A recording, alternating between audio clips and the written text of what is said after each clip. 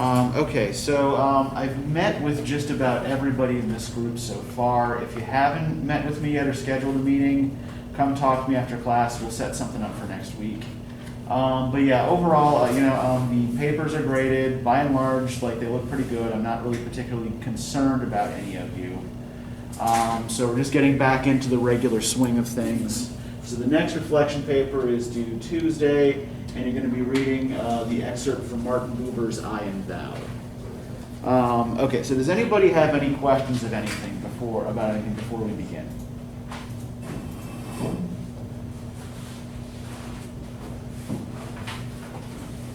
Okay, great.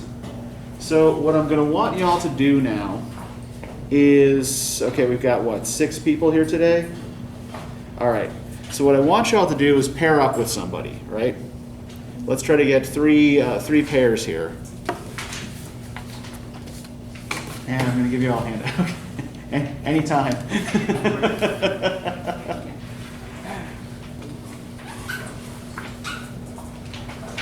Okay.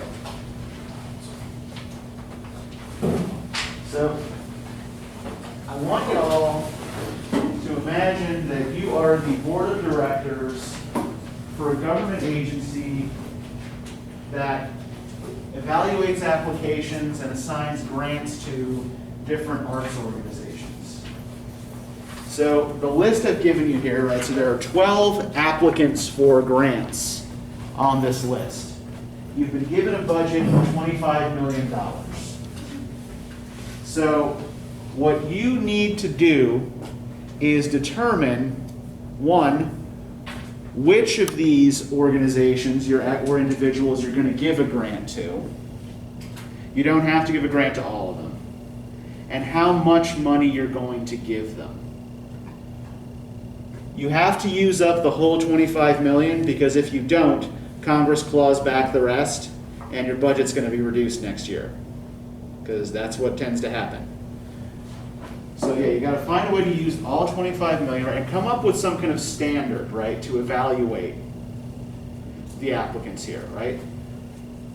You need to be able to base your decisions on some kind of concrete standard. So look them over, think about what your standard for evaluation is going to be, and think about how much money, if any, you're going to give to each of these, right?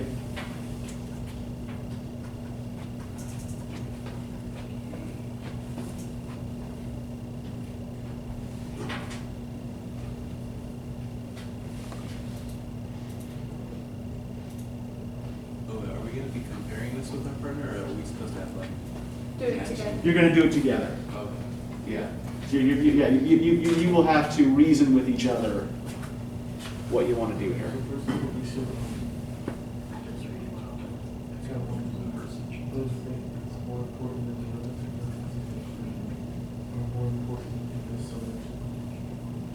I definitely see some that I would not give any money to. Or at least one. Okay, so the ones you see that you wouldn't give money to, why would you not give them? It's like number 12, a violent video game in which the protagonist sells cars and assaults. But it didn't do anything like how this one is saying it's doing groundbreaking work. It's producing work out of it. That's not really. Okay, so this one, it might not be popular, but artistically important. And this, Like what? Statistically speaking, they say those kind of games cause more behaviors. So. Okay. So why would you? As soon as I read that one, before you even said I was I'm gonna like, mark it and be like, exactly. no, you don't get any. Okay. So you are coming up with the beginnings of a standard here. It's like, okay, like, does this have any redeeming social value, right? Exactly. All right, good. And if anything, it negatively impacts. So Yeah.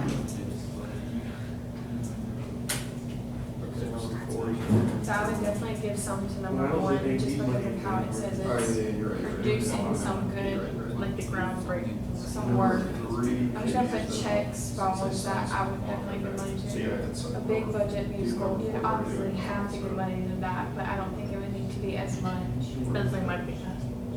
Yeah. Okay, so it sounds like one of the standards you guys came up with here is Okay. need. He won awards, so he obviously deserves something. That's good, But interesting. whose books sell in fairly small quantities? I need number 5. So he's not selling a lot of Then that. how is he winning the awards? Like, if you're not selling a lot of books, how are you winning all these awards? I was wondering if I'm thinking about the same thing. Unless, like, you're just not well known. Yeah, I can actually explain how that works. I was gonna- I was Yeah, gonna- The awards aren't, like, literary awards typically aren't assigned by, The book. yeah, or by people who buy books. Mhm. They're assigned by scholars and critics. Who like wrote Oh, yeah. Yeah. So this is a poet whose work is acclaimed by experts. But the other people aren't necessarily looking into or finding kind of thing. Or Because it's saying it's selling them in fairly small quantities, so not a lot of people Yeah, are. somebody Either who know of does- him or- Yeah, this is somebody who doesn't have a big public audience, right? Okay. Yeah. I mean, he still deserves something. There's no science fiction out there whose work is extremely popular. How would you define that word? How are you and your guys? What are we, Okay. Pretty much His work is extremely popular. Okay. Probably something, his work. Okay, is on- that's interesting. I don't So say part of the the standard here is smartest. just groups, not We can individuals. skip that one. Okay, cool. The young painter whose work tackles social justice issues in a playful and inventive manner. Sure. Like they have salaries for that stuff. If you really doing something. I don't know, like part of me says yes because like they're addressing up their issues. Yes, And that's what I when was it comes thinking. to different types of people who like see stuff better visually than it's something like explain to them, Uh-huh. it could be very Yeah. useful. But at the same time, it can be thought of as very disrespectful. Okay. Yeah. So maybe he can just get a little bit. Because I mean, I know painters, their artwork can go for millions of dollars. Okay. So I would say I would give him some, but maybe not as much as like some of the others. Well, I guess we could Sculptor do- who creates famous monuments in large cities. Yeah. Yeah. Because Composer who writes very non-traditional electronic musical Relate with pieces. them. narrower end. I guess. She's right there. I mean, people So like we, it. So we've got number 3, 5, 6, 7, 8, 9, 10, 11. what about 1, Like 2? stumble Like- over like flipping through channels or radio stations. Big budget. Gosh, I feel bad. Because it specifically says big We can skip that one. I say number 8 should. And you or city Should. constables important. I mean, yeah, Experimental theater. I think. Okay. Because if they make it free for parents, So you might we be can able to. agree that 4, 8, and 12. I mean, if they're being bought, Yes. Yeah, they're not. Now, Documentary series on the lives of American artists. Yeah. Let's make no, them after the Bible. slapstick So we cartoon have to about pick more which one we explore think is middle most class. important. And give them the vote. This is going back to the video game. Okay, yeah. I want to be like, nope. You want to rank it? You rank here, you rank this I one. mean, it's boring. I'm Boring. just gonna put launch next to it for the ones that. Literally says that, so why Well, would you? boorish means kind of like rude and poorly behaved, poorly socialized. Yeah. Alright, what is, Big budget. Good. Derivative? that, yeah. Okay, yeah, derivative means not original, Oh, okay. right? So like somebody who writes kind of formulaic stuff 6 is gonna be more money. that looks like every other science fiction novel you've ever read. Cartoon. So it's saying his doesn't. That his is derivative. Oh, yes. So his work is not original, but it's extremely popular. That's what I'm saying. See, I don't know about number 10. 2 is. I mean, maybe. So you want to give them each? Should we just do the same? I'm gonna skip it. A role-playing computer game with complex narrative that explores issues of identity and love. So it's good.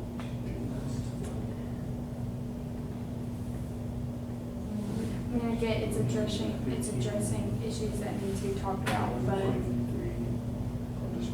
like you can do that in a better way on a computer game. I don't know. That's up to me. I'm on the fence about like, on both sides of that one. I mean, I get a lot of people. It like depends on the type of person too. Yeah. Because like that might be good. They Truly can understand it. maybe sure. Save I me think this from concludes a little the bit. break. Just a little bit. Non-traditional. We got 25 million. A little bit's gonna be a lot. I'm thinking maybe like 500,000. So number 7 and number 10. Number What are we 7. gonna do? Number 4, did we say yes? Oh, I I just said. I was looking at yes because it feels like sometimes. I said yes. A composer who writes their non-traditional.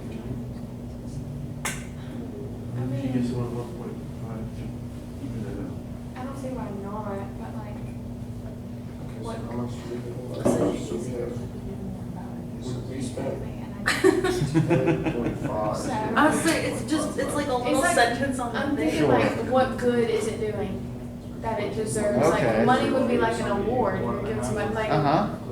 Yeah. some about, Or maybe 2.5. where is it? It doesn't matter. Something said a guy, yeah, number 3, critically acclaimed poet who has won several awards. Well, he won those awards by doing something good Sure. in people's eyes. So like, Uh-huh. what is the composer doing instead? Making good music? Well, yeah, I think like think of the key word in there is daring. Right? This is somebody who's pushing Yeah, that's what I was who's saying. pushing That's artistic what I was looking at, boundaries, like, right? daring. Yeah. Whereas the other musician is popular and well known, right? They're maybe good at what they do, but they're not edgy, right? They're not pushing boundaries. Standoffish. Yeah. Doing groundbreaking work, so there's Okay, more so work. you think we'll just 4.5 million is that everyone else gets 2 million. Does that work? You give them 4.5. Take it I down. really want to say no. It's so mean. Well, remember to don't think this is just about being mean, right? You got a limited pot of money to give out, Yeah. right? And you only want to, yeah, and you want to give it out to things that you feel are worth funding, right? Do they all need to I mean, I do understand, like, some people enjoy those type of He things. doesn't. Like, it's kind of like Family Guy. Or is it Family Guy or is it the other one? Like, The other ones. the other ones. The other, not the Simpsons. 3 or 2. Oh, the talking dog, the white dog. That's Family Guy. Okay, Family Guy. It's kind of like Family Guy, and they make heck of money. So, yeah. but then I feel bad for the violent video. Maybe we should do. Well, the amount of video Or you go to game, painter? when it Yeah, comes or you want to to like the No, I parking think and one's stuff. fine for. One's good? Steals cars and assaults prostitutes. Yeah, You don't get About any 2 of million. that, but yeah. Oh, is that okay? well, like when I look at it, it's like. So then we gotta break that up for 9, 10. With theirs, they have some academic money, academic based ones, like the one umbrella money thing. You guys are already That on would they, that. like the education side. Yeah. They just have like Okay, those so we different. give up, so we haven't decided They now did you're gonna have a list. like we the got medieval thing. 7 left, right? I don't know if Family Guy did. Think so, yeah. Yeah, my dad watches it, that's all I So we broke remember. it down to 10. And I'll hear it sometimes. So we It's got like, I don't know. 7 I think we have 8. I mean, it's not explaining what it comes together, all it says is it's just. It just Basically, says yeah. what What do you it is, think yeah. on it? No, no, you're right, 7. So I mean- Like the independent. Just split it up between 3. Uh-huh. I don't see why not. I don't either. Okay. Dang, we're number 12. I look at this. Like, How about we give them 3 million? harsh, like a harsh sense of Okay, humor. that leaves us with Oh, 4. kinda. So you gave So the that most one money to the little things mouth you video love. game that doesn't. Okay. Okay, now we Yeah. could, to easily eliminate some money, figure out which one we want to give the most to. I mean, maybe we can do 2 to them. We can have some Up to the big- contenders. to So the- like the smaller The one? musical, if it's Yeah, but you gotta think about millions. a musical in New York City, there's a good chance that we have a lot of people would get some type of profit that It's a way. huge number. yeah, even low budget musicals in New York, they make Good money, like, so I mean, number 2 definitely. I feel like maybe number 1 too. well, the thing about, the only thing I was thinking about with that one is it says it's an experimental thing. But can't that be like, that's what I was thinking, that's It the could be good, but worst. there's also that Maybe we should possibility change that it's being bad. number 1 and number 7 to just give number. Well, I think the other thing to do, like anything that's more difficult or challenging is also probably going to have a smaller audience, right? What you done is Right, which doesn't mean it's not good, Yeah. right? But it does mean it's probably not going to be for everybody. But all it says is rates. Sharing non-traditional electronic mediums. It's non-traditional. You don't know how it's. I'd stick with it. I was just thinking out loud. It's non-traditional electronic pieces for them. Or we can do which one gets the Because I'm least considering first. number 5 and number 7 kind of the same. Sorry, Since they're not really, Well, you wanna even it out? Give I us was one gonna say of either those. number, well, no, because they're doing that. Well, then, Well, 10 would probably be lower too. I'm okay with number yeah, 5 but having one. even though I don't Because see like anything like it's a young that is character. doing good, Use word people type will like that social stuff. injustices and True, stuff like very that. true. But then number 7 is just, Like they- it says I don't know. non-traditional. So, I'm okay with that.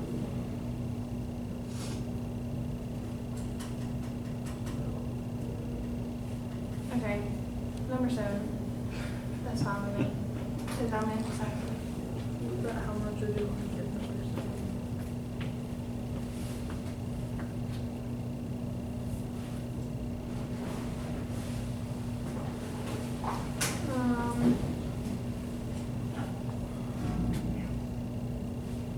I say like, So is everybody set except, oh, we In the haven't front even here? done prices yet. I was gonna say, we haven't even started on numbers.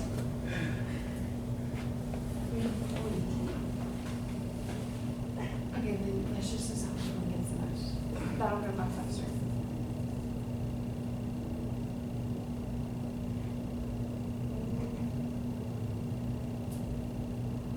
I know you were mentioning number 1, that one, although it's an experimental thing. Either something like that or Just give number 12, the whole 25 will be done. That is the they're giving nothing.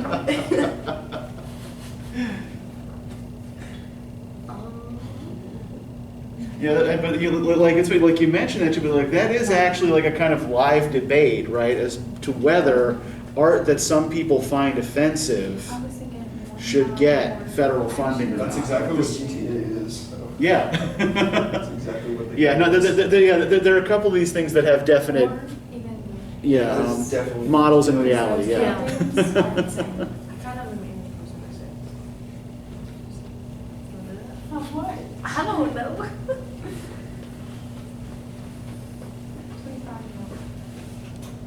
Can I ask another group of question? Yeah, sure. I already gave you mine. What was like to the group that like did that you gave the most to? How much was 5. 5 million? I was thinking like Well, we gave, I was aiming between we gave 5 our and 2 most 7. important the same. Mhm. 2 most important, so we can do Our that. 2 tops, we put You 5. need it, yeah, but if you only have one. Yeah. Think about how much that is. Plus, you might also not, some of you may have chosen a different number of groups or individuals to give money to, Yeah, right? there's that too. How many groups did we have? Just to give them an Yeah, idea. That y'all gave money to? Yes. But some of them are a Maybe lot we should bigger. go back. Like our highest got 5 mil, our lowest one got 500,000. So Oh, you guys went all the way down to like to less than, Yeah. okay. And how many did you give a grant to? 5. Okay, you give a grant to 5. Hey, we are generous. Man, they got big. I definitely think, okay, then we can choose like, we could honestly choose like 2 or 3 and give them the same amount, because we were deciding between, I said all the other ones were like, we were saying like a little bit here and there, so. There was only a major, I think it maybe, there was only 3 or 4 that were like major, but yes. And that was 1, 6, and 9, and those were the three that we were deciding between. Yeah. And then we were on the fence about number 2. How much? At least for 6, I like the idea of somewhere between like 5 and 7. Yeah. Then we could do, calculator.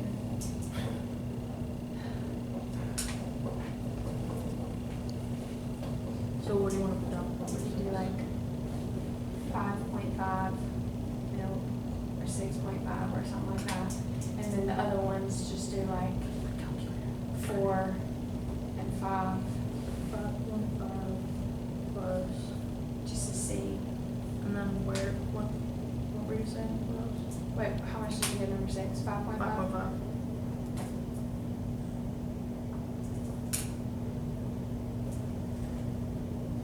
And then for like whichever one we think would be second, you could do like a 5 and then the other one 4 or 4.5. Gosh, that's. That already takes out 15. Okay. I'd say number 9 for the next one. So for the 5, and then 1 for the 4.5. And then we You can still just have start, 10 because months. we might be here more. Yeah, okay, so yeah, why don't we'll just like deal with whatever your priorities are, right? Yeah. Okay, so let's start with you guys over here because y'all finished the fastest, right? Well, actually, we'll do this a different way. I'll just run through each of the items here, and y'all tell me which ones you would fund and how much relatively you would Are give those it. lined up with ours? Like Yep. going through? Oh, okay. Yep. I have everything written down. And there is actually a logic to the way it's laid out on the board here as well, but that'll become clear as we start talking. Okay, so the Experimental Theater Group in Los Angeles is doing groundbreaking work. Group 1, how much did you give them? Give them 3 million. 3 mil, okay. Group 2, how much did you give them? We gave him 4.5. 4.5 mil, all right. And Group 1? We get 4.5. Pardon? 4.5. 4.5, okay. All right, so for a little experimental theater, they made out pretty well, right? Big budget musical, Group 1, what did you give them? 6 million. Okay. Group 2, 5 million. 5 million. Undecided.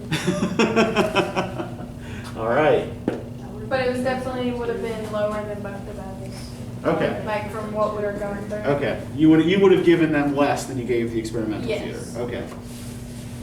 Number 3, a critically acclaimed poet who has won several literary awards but whose books sell in fairly small quantities. Group 1. None. All right. Group 2. 2 million. 2 million. Undecided. All right. Group 3, undecided. All right. The best-selling science fiction novelist whose novels are lousy but popular.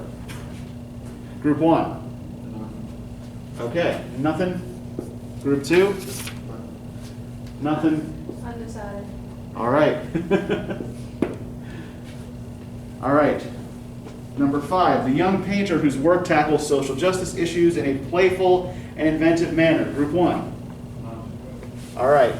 Nothing for the socially minded painter. Group 2. 1 million. Million.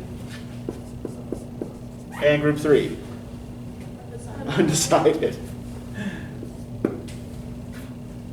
All right, the established sculptor who creates monuments in large cities. Group 1. None. Group 2. 5 million. 5 mil. We gave him 5.5. And you gave him 5.5. Okay. Good. Our innovative electronic composer. Group 1. None. All right. Group 2. 500,000. All right.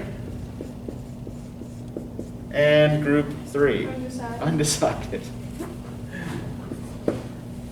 What about our famous jazz pianist who was always on TV and radio? None. Nothing. Nothing. Nothing. Undecided. And undecided. Question. The documentary series about American artists, group 1. 8 million. 8 million. Group 2. 3 million. 3 million, okay. And one thing was, it's hard to make a determination about how much to give these people if you don't know how much, I say that is a very. what their actual production costs are, right? Yeah. So undecided. Yeah, so, For number 9, Oh, number 9. oh, you actually did have something for number Yeah, nine, no, okay. 5. Fine, And okay. then the rest the rest of them are. Okay, the rest, so the rest of them will just say undecided for y'all, okay. All right, what about the slapstick cartoon, group 1? 3 million. 3 million, all right. Group 2, 2 million. 2 million. And undecided. Our narrative RPG, group 1, 5 million. 5 million. Group 2, 2 million. 2 million, okay. And group 3, undecided. Now what about our violent car theft game? Group 1, None. okay. Group 2, 25. 25? No, we didn't. Yeah, I was gonna say, the math doesn't add up there. Yeah, it's nothing, okay. Nothing. All right, And we were nothing too. all right. Oh, it's not. So, so yeah, there was a definite principle at work here, right? Yeah. Okay, that yeah, nobody thought that the car theft game deserved any federal money, right? I think it did, but it's just very problematic. Like, it would definitely be in the news if you did that. Oh, yeah, yeah, Definitely caused debates from the federal level. yeah, yeah. I mean, if art pieces that maybe 6 or 7 people actually see cause debates over federal funding, right? Certainly, a well-known video game that received federal grant money. I just don't Then- see why. I mean, I could see Like, if why would they're- you give a grant to them? Like, Sure. Not government-wise, I can see where it'd be like an investment since people like that and like Yeah, stocks for it in and that stuff like kind of- that. Yeah. Not from the- Yes. Not from the federal level. Yeah. So you could see private investment supporting something like Yes, this, yeah. but Like stocks, private investors, stuff like Yeah. that, but not Mhm. federal. That would cause a huge debate on the government. Sure. Because it'd make it seem like the government supports stealing Violence. cars and And assaults assaulting. and prostitution Yes. and stuff like that. Yes. Right. You're kind of putting your seal of approval on it, right? I was statistically saying, like, too, they say that the violent games cause violent behaviors. Yeah, there's It like literally studies. There's- Yeah. Although there are also studies that counter that as well, right? So the actual neuroscience on that isn't quite clear. Because there's studies that Yeah. show that it causes bad behavior, and then there's other studies that show Mhm. that it helps people like release like. Sure. It shows stuff the like age that. It's difference, just- like. It's just. Yeah. Whereas I remember as a kid playing Dungeons and Dragons, and some of my mother's church lady friends, telling her that I was going to hell and that she needed to go and burn all of my D&D books, right? Now, there was some pseudoscience in the 80s that suggested that like role-playing games, led people to various kinds of antisocial behavior. But most of the actual good research on them shows that actually they improve your math skills and your social skills, and your problem-solving abilities and your ability to work in groups with other people. So they're actually, a positive, at least like tabletop role-playing games are actually a positive boon for people who participated in them for the most part. Unless you decided to just be like a chaotic evil halfling assassin that murdered all of your companions. But then there's probably something wrong with you to begin with. But yeah, so let's talk about the standards y'all were using to evaluate these. So I know your standard was that you were giving to groups, but not to individuals, right? And what about you guys in the back? I know you were saying that what you were doing was at least partially based on need, right? You wanted to give Ours more. was on need and toward like I don't know how to say this. Where Maybe it's more like Okay. and like stuff that will society, like contributing to society. Okay, stuff that Things seems to be that okay. either would contribute or possibly contribute positively. Yeah, Okay. Like, so, yeah. So need and positive and redeeming social value. Yeah, positive society. Okay, good. Now, what about you two? You two had the most trouble coming up with at least how much you were going to give people, right? But you also were the fastest to say, we're not giving any money to this. I guess it was kind of, because I think I just read that one first, and it was like, what good does that do? Like, Okay. obviously, I mean, yes, how he was saying, I can see some investors, but like if we're the board of directors for the government, Right. we would need to be giving money to even groups or individuals that are doing good for, how he said, society, all that stuff. So I guess that's what we were. Okay, so you were also primarily thinking in terms of redeeming social value. Yes. Okay. And the reason I've organized these to the left and to the right here, does everybody notice what the difference is between the things on the left and the things on the right? How are the things on the left here, the odd-numbered items, different from the items on the right?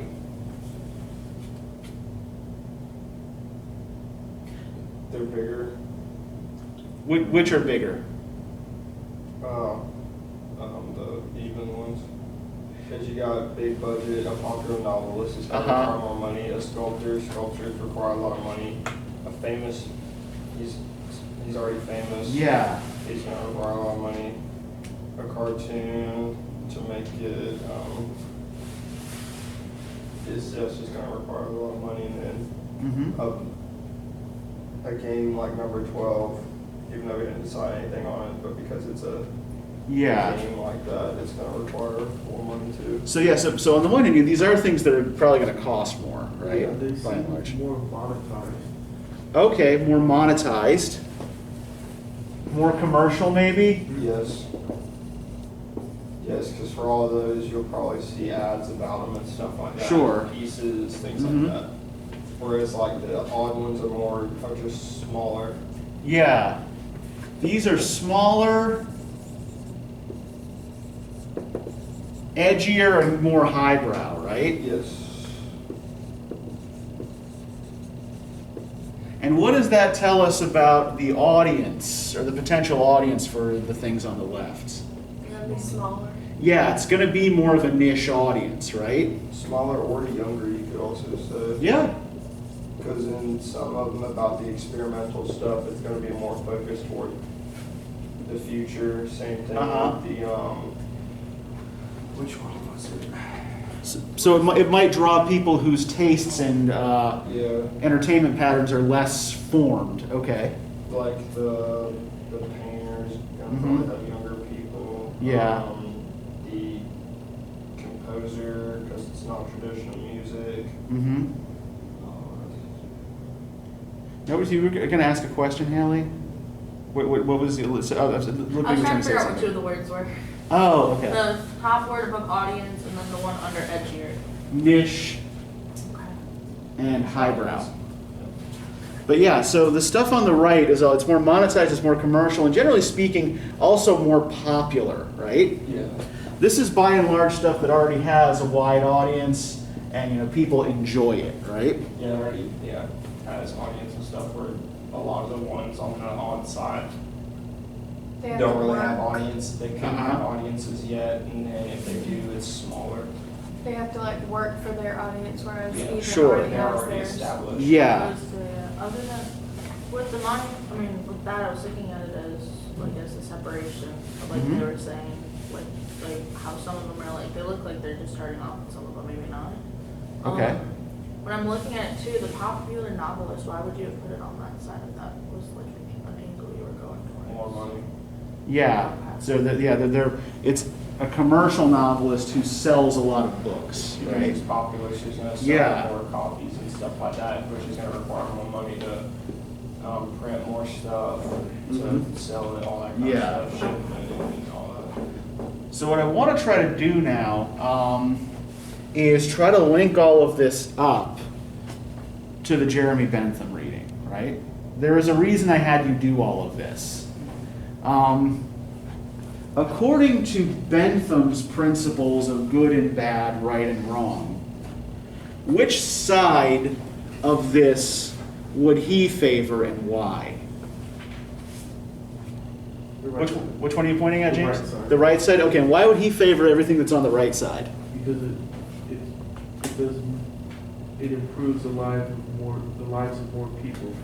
Yes, exactly. More people enjoy this, right, than enjoy that. So, according to Bentham's theory of utility, right, what the government should be doing is promoting the things that make the most people happy, right? Because right and wrong for Bentham essentially come down to pleasure and pain, right? Increase pleasure, reduce pain. He doesn't really talk about different grades of pleasure and pain, right? As long as something increases pleasure or reduces pain, it is good. So Bentham is the father of a philosophy called Utilitarianism.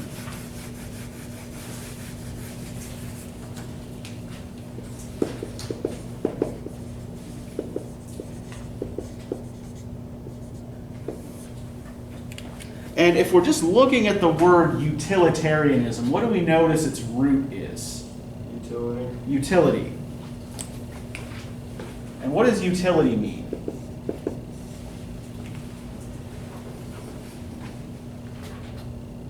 Ability to be used. Pardon? Ability to be used. Yeah, essentially, yeah, usefulness, right?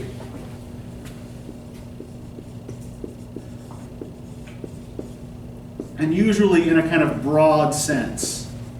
So, for example, in baseball, what is a utility infielder?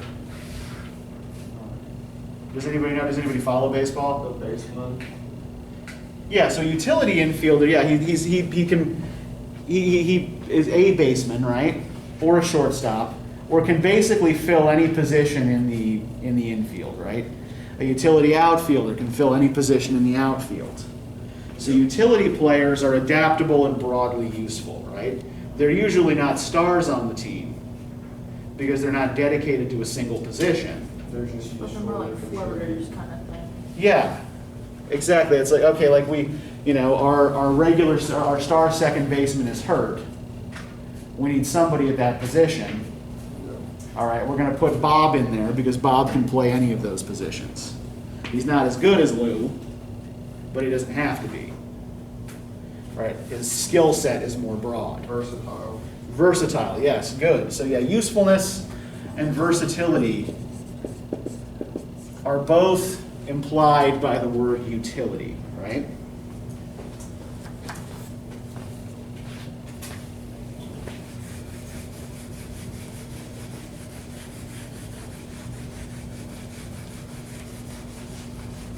So utilitarianism rests on a couple of basic assumptions, right? One is that any idea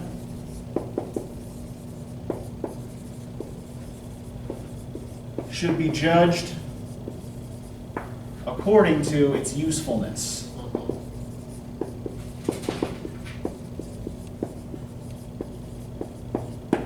But we have to remember that for a utilitarian, usefulness also has a very specific definition, right? Usefulness specifically is the degree to which something increases pleasure or reduces pain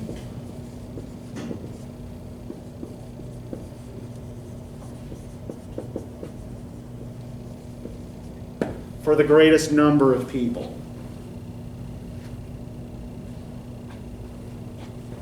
So to give you an example of what Bentham's thought kind of looked like in practice, right? One of the things he was best known for was designing a kind of model prison called a Panopticon. Panopticon means, it's a Greek word for something like all-seeing, right? And the way a Panopticon prison looks, right? You have a central tower in which there may or may not be a guard. from this central tower, the guard can look into any of the cells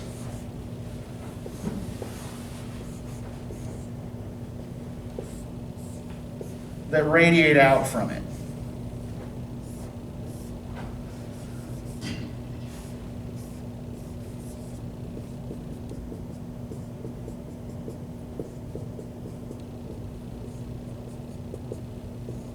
So there's a prisoner in each of these cells.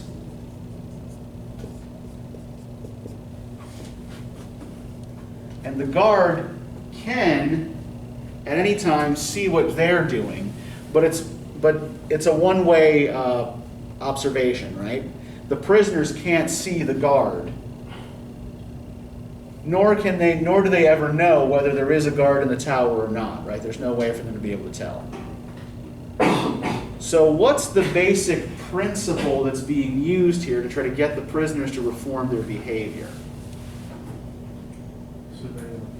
Yeah, surveillance, right? And if the guard sees you committing an infraction, right, you could be punished. If the guard sees you behaving and following the rules, you could be rewarded, right?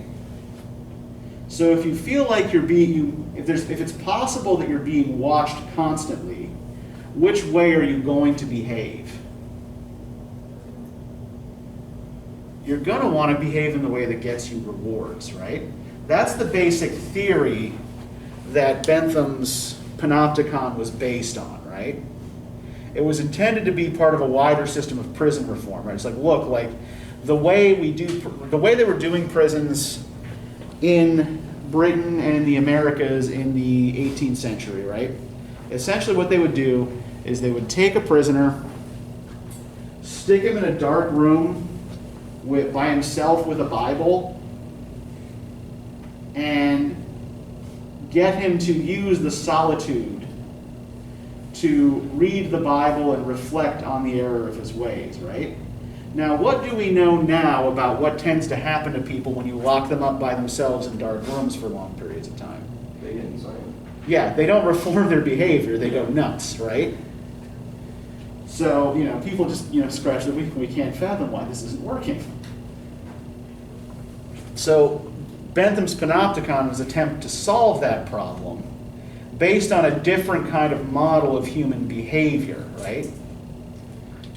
So, the older model of imprisonment as a means of reform was reliant on some kind of idea of like natural religious morality, right? Reform through meditation and contemplation of religious law.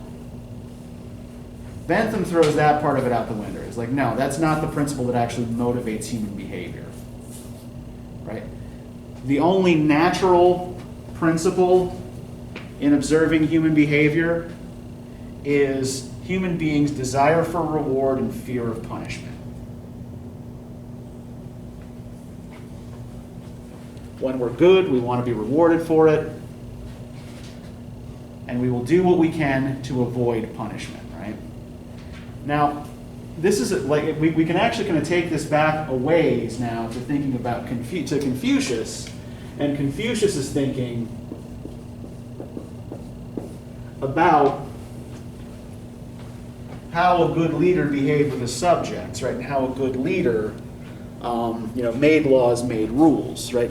Did Confucius think that laws actually made people better? Because fear of the law was essentially just fear of punishment, right? And that what you actually needed to do was put before people a good moral example that they could follow, not, set rules and punish them for infractions. Bentham is arguing the opposite. It's like, no, if you want people to follow a set of rules, the only way to motivate them is to make them afraid of punishment. Because they fear pain and will want to reduce it. Everybody follow me here. Everybody with me so far? Okay, so let's let's look at the actual text here. Can I get somebody to read the first paragraph for us on page 464? There's one thing that I want you to pay particular attention to here. I want you to pay close attention to the metaphor that Bentham is building his argument around regarding pain and pleasure, right? So whoever is willing to read that for us, go ahead and please get started. Nature has placed mankind. Nature has placed mankind under the governance of two sovereign masters, pain and pleasure. It is for them alone to point out what we ought to do, as well as to determine what we shall do. On the one hand, the standard of right and wrong, on the other, the chain of cause and effect, are fastened to their throne. They govern us in all we do, in all we say, in all we think. Every effort we can make to throw off our subjection will serve but to demonstrate and confirm it. In words, a man may pretend to abjure their empire, but in reality he will remain subject to it all the while. Sorry, I lost where I was. The principle of utility recognizes the subjection and assumes it is for the foundation of the system, the object of which is to rear the fabric and felicity by the hands of reason and of law. Systems which attempt to question it deal in sounds instead of sense, in caprice instead of reason, in darkness instead of light. Okay, thank you. So, to what is Bentham comparing pain and pleasure? Yeah, okay, to monarchs, right? And how is he drawing out this comparison? What tells us that he's comparing these things to monarchs? Throne. Okay, the use of the throne as an image, right? What else? What else does he call them that suggests that he's thinking of them as monarchs?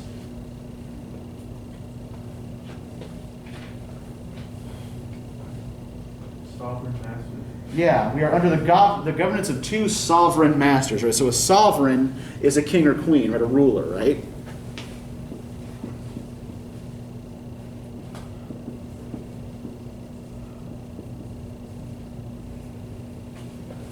So the language here suggests royalty, right? And how are pain and pleasure like sovereign masters? How are they like monarchs?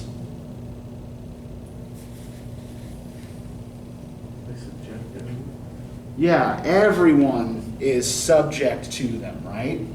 Everyone has to obey them.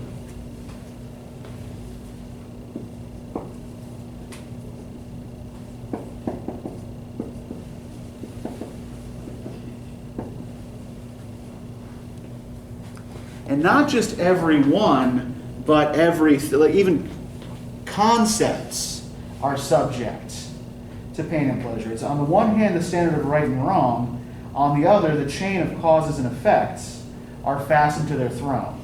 So what he's saying here is that ethics and science are both subject to these principles as well. Right? Our scientific reasoning, our ethical and moral reasoning, all of these things are essentially subject to pain and pleasure, right? That's what everything comes down to. This is the fundamental, foundational truth of human existence and human thought. What do y'all think of this idea? Does this make sense to you or not? Okay. How so? Well, I think that's what everyone strives for. Uh-huh. Increase pleasure, decrease pain. Sure. I think it may be too simple, but Uh-huh. Yeah, he is trying to make this very, very simple, right? The language maybe for us isn't, because this is, written in the late 18th century. But the basic idea here, is, he is trying to boil this down to the simplest thing he can. Right? In fact, the next thing he says after this paragraph of metaphor, right, is, but enough of metaphor and declamation. It is not by such means that moral science is to be improved. And for the rest of this, he tries to advance the theory through just sort of straight argumentation, right? Which I think actually makes it more confusing than metaphor. Because one thing about human language, right, is that it tends to be metaphorical anyway. And so it's really, really hard to strip metaphorical thinking out of your arguments. But so does Bentham, let me back up here a second. Does Bentham seem to you to be more interested in the behavior of individuals or the behavior of groups? Groups. Yeah. Why do we think groups? Just because of the way that he talks and just the words that he says. And he doesn't really single any certain people out. Okay. He says community a lot and Okay. body, members, stuff like that. Yeah. Just big words like that refer to that are more broad. Okay, yeah, there's a lot of language here that refers specifically to groups, right? Yeah. And yeah, let's go to the bottom of page 464 here. Can you read for us, Chris, that last paragraph? It says, the interest of the community is one of the most general expressions, so on and so forth. The interest of the community is one of the most general expressions that can occur in the phraseology. Of morals. No wonder what the meaning of it is often lost. When it has a meaning, it is this: the community is a fictitious body composed of the individual persons who are considered as continuing as it were its members. The interest of the community then is what? The sum of the interest of the several members who compose it. Okay, thank you. So, how is Bentham imagining the community here? He's actually going back to a metaphor, right? What is the community like? Fictitious body. Yeah, he says it's a fictitious body, right?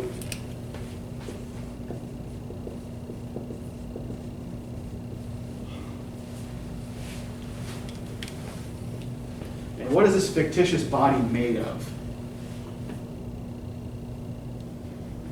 Individual persons who are considered as continuing as it were its members. Yeah. So by members, what he means here is the parts of the body, right?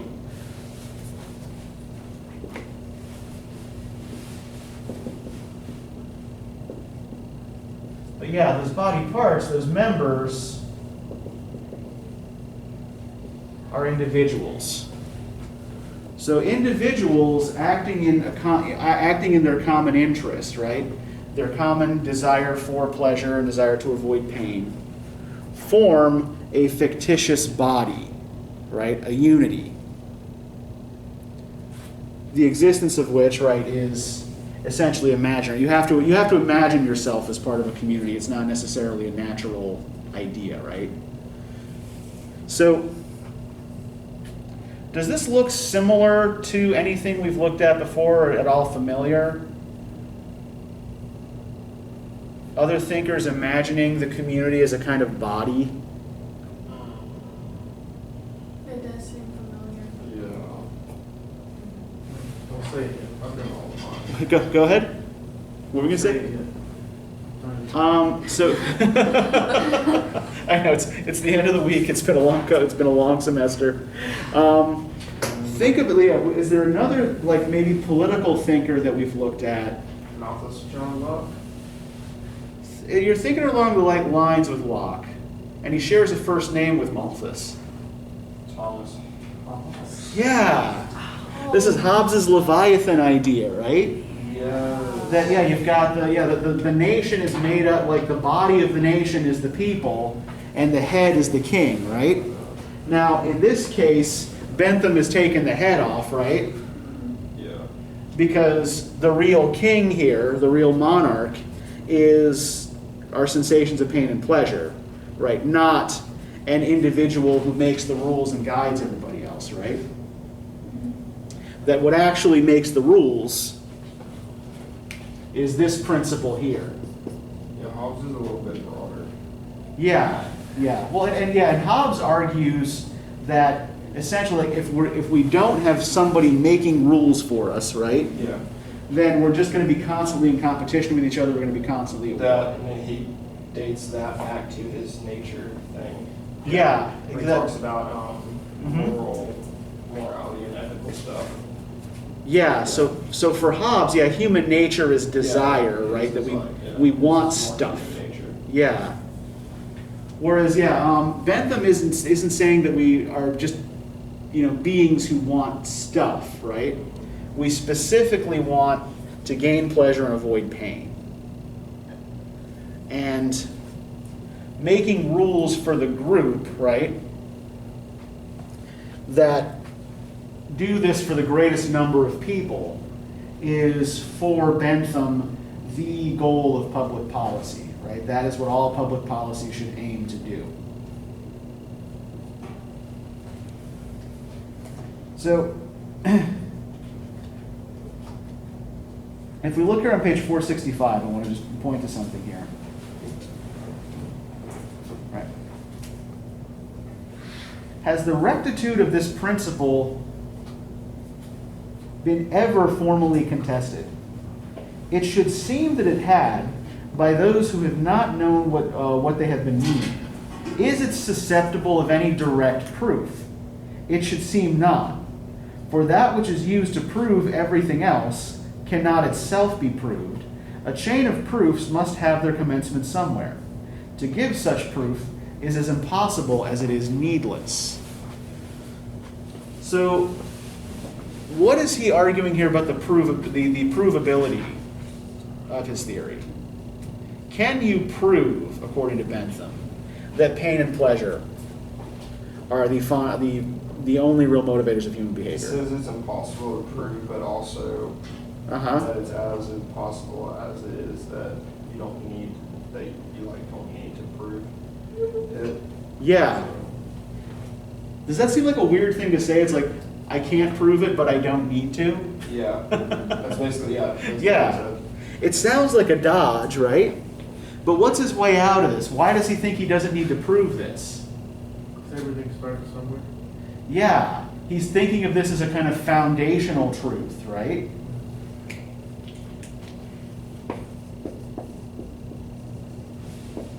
Yeah, he starts talking about that in the next paragraph. Mm-hmm. About why you don't need proof.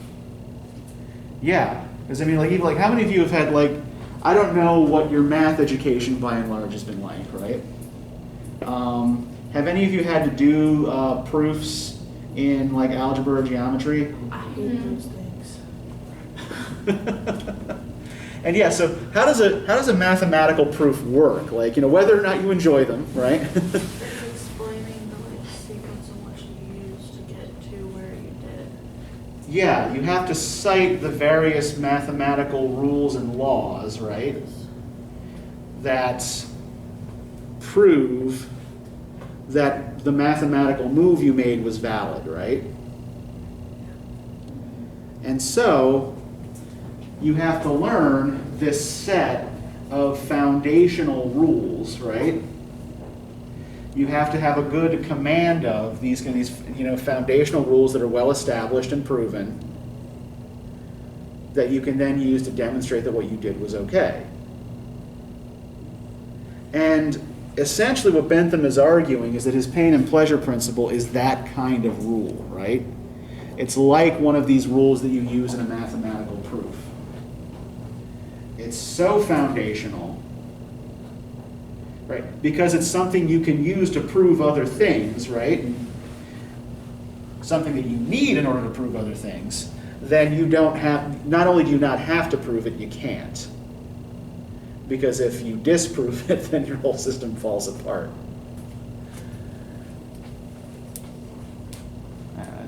Still seems a little dodgy to me. I think maybe claiming a little bit more for it than for his principle than it actually does or can do. Right? Not that there is or ever has been that human creature breathing, however stupid or perverse, who is not, on many, perhaps on most occasions of his life, deferred to it. by the natural constitution of the human frame, on most occasions of their lives, men in general embrace this principle without thinking of it, if not for the ordering of their own actions, yet for the trying of their own actions, as well as those of other men. There have been, at the same time, not many, perhaps even of the most intelligent, who have been disposed to embrace it purely and without reserve. There are even few who have not taken some occasion or other to quarrel with it, either on account of their not understanding always how to apply it, or on account of some prejudice or other, which they were afraid to examine into, or could not bear to part with. For such is the stuff that man is made of. In principle and in practice, in a right track and a wrong one, the rarest of all human qualities is consistency. Right? So basically, human beings are irrational, right? But if we were perfectly rational, Bentham says we would all just accept this, right? That indeed we show it in most of our daily lives, right? So why is it, according to Bentham, that so few people are willing to accept this as the basic principle of our existence?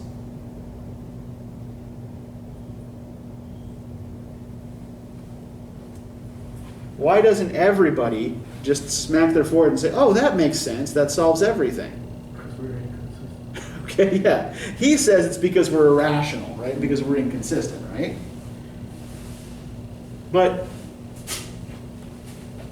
if we come at it from the direction of someone who's not trying to argue for this, right? Why might somebody object to Bentham's ideas? Like, why might somebody object to Bentham's system? What are the possible negative implications of saying that our lives are ruled entirely by desire for reward and fear of punishment?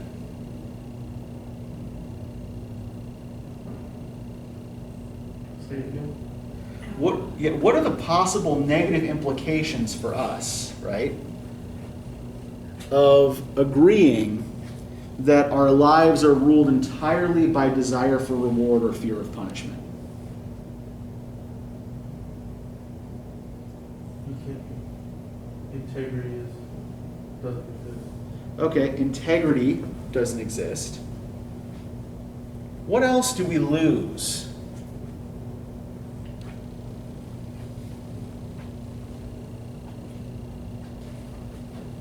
And I want you to think back to the exercise here we did at the beginning of class, right? And the principles that some of them were using to decide which of those projects deserved funding, right? Bentham would have funded everything on the popular side, right? But most of you gave at least some money to projects that were on the unpopular side.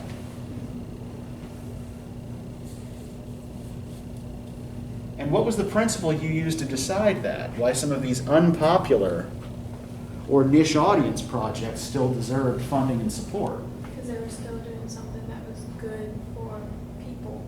It may not have Just been not- a lot of people, but Yeah, like they may not have been, increasing pleasure or reducing pain for the mass population, right?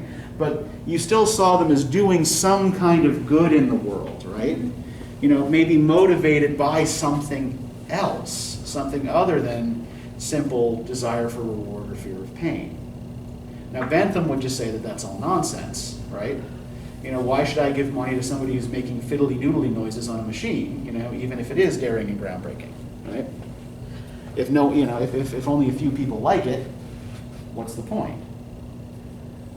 So Bentham's system really doesn't leave much room for freedom of will or freedom of choice, right? Because he would suggest that even the choices that we make aren't really choices.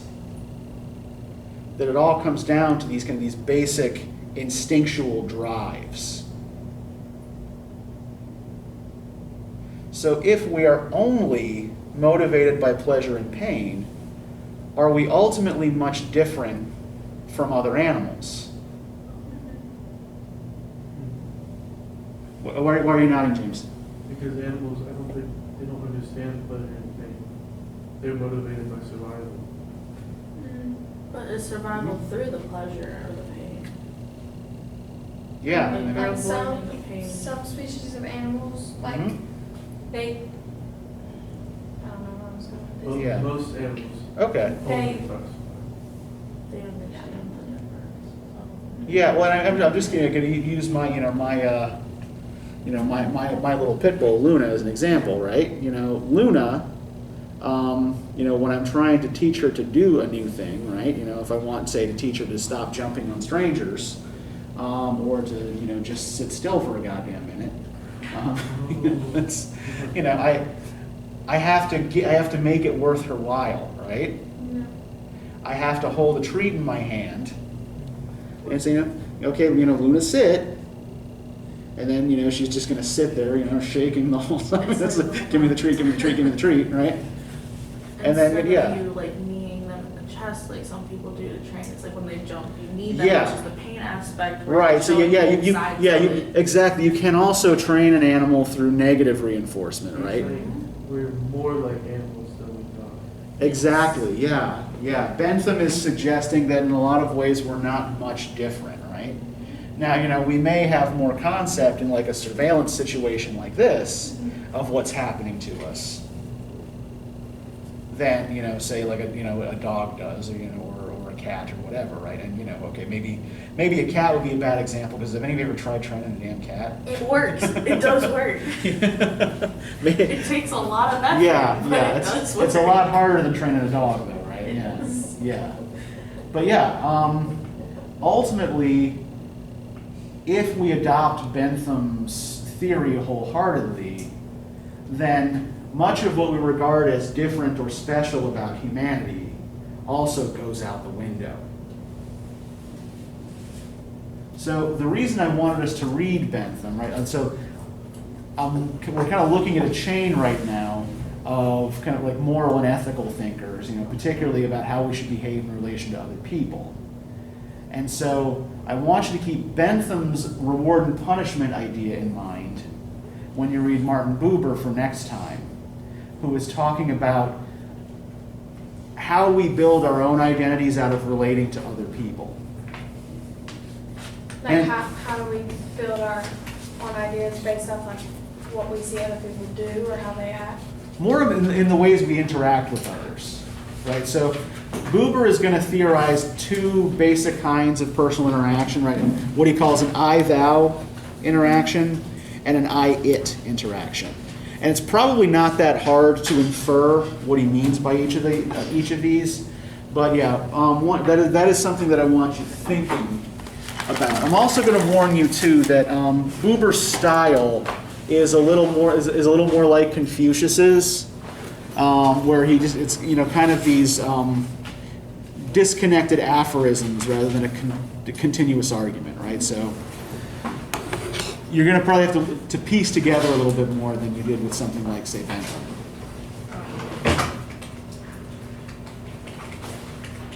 All right, let me give you the guide questions. When you were talking about training a cat, we have both of my cats trained that if they want to get fed or they want treats, they have to sit like you would with a dog. Uh-huh. It took a year and